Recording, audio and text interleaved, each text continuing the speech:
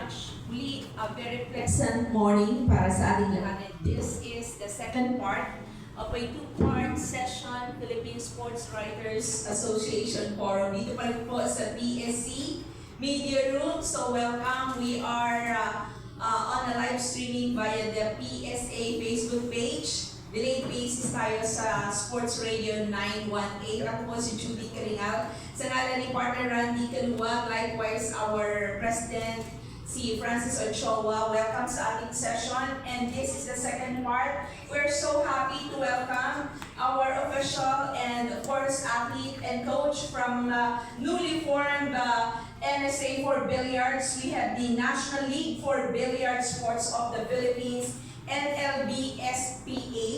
No other than ang President, Attorney Wharton. Welcome po sa PSA Forum. We have also our athlete from snooker, Basil Al-Shajar. Yes, welcome. And one of the coaches, ang veteran coach po natin, Francisco de la Cruz. Welcome to the PSA Forum. Yes, Attorney, welcome po and congratulations.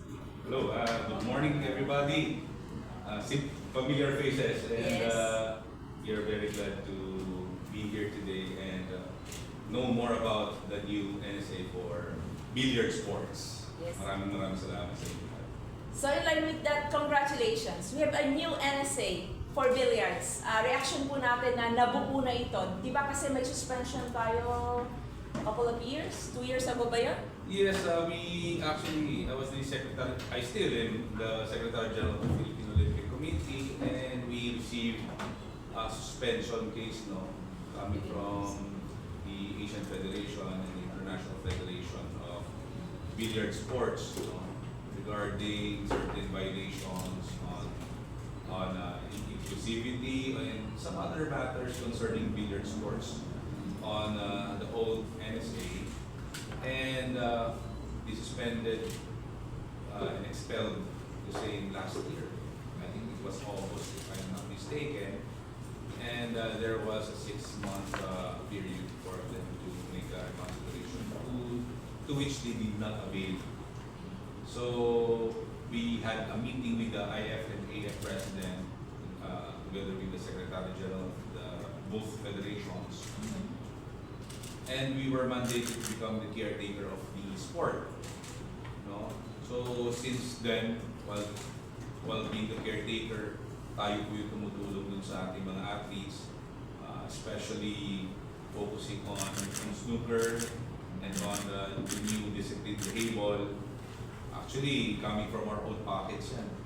So initially we asked ano bang kailangan ng mga atleta natin through the help of our coaches, Coach Toto, si Serpido, sila Chuck Efren. Ano ba kailangan natin? Outdated na yung mga tables natin. So we recently had the national championship, international championships. They're already using a different brand. So sabi ko kay coach, tara, bili tayo ng bagong mesa. Kahit naman tulong muna ng iba, basta ibigay natin para sa atleta. So we purchased several tables for pool, for karong, and made necessary repairs kung ano mga kailangan ng athletes natin. Siyempre, wala pang NSA, so wala mo ng reimbursement or anything. So again, coming from our own dedication for a passion for sports. So tinulungan natin itong sport na to. And from there, we had a foreign meeting with the Federation, asking the Philippines to form a new NSA for billiard sports. So nabuo nga po yung National League for Billiard Sports of the Philippines, which is NLBSPH. Yes. Yan na po. So yours truly was then elected as the president, together with the help of our passionate individuals such as Kevin Wong, our Secretary General, and Dr. Paolo Patilan, which is also our treasurer and enthusiast of billiards. Knowing billiards sports has been a household sport for Filipinos. No? So pag sinabing Pilipino, either basketball, boxing, or bilyarene, so hindi pwedeng pabayaan. And napakaraming upcoming events na paparating.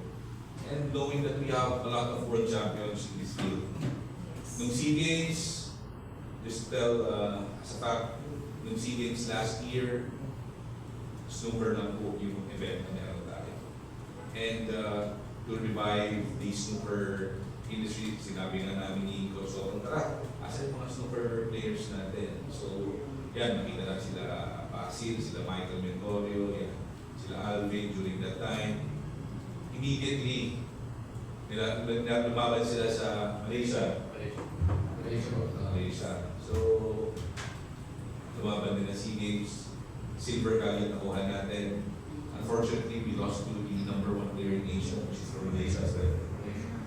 So, with that, nakita natin potensa tuloy-tuloy, malaban. So, that's a brief history of Technical PSPH.